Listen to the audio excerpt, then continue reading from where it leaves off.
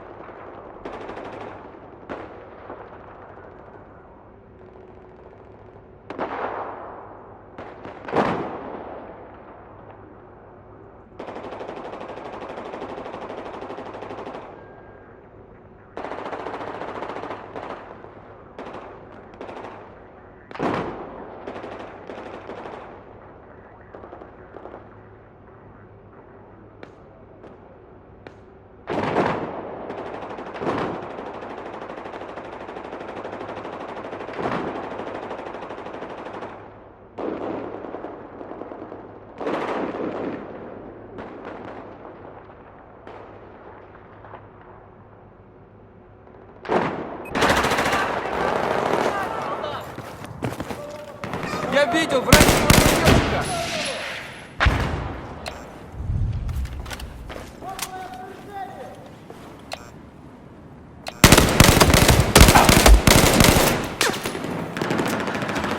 Вот медпакет, возьми!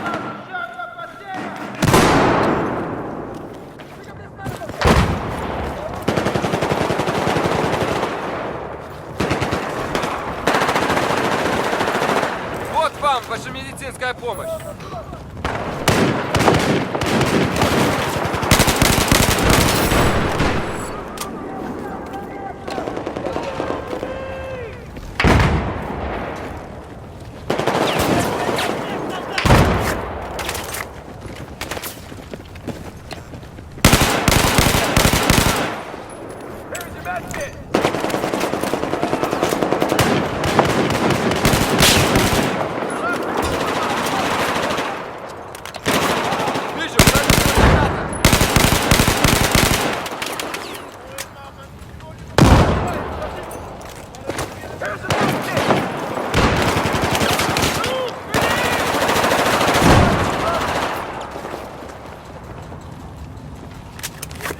Я могу тебе помочь!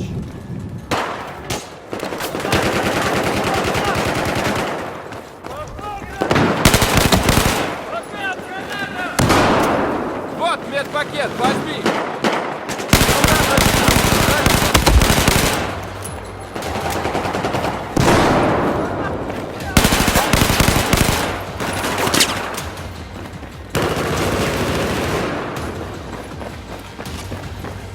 Обнаружен вражеский солдат!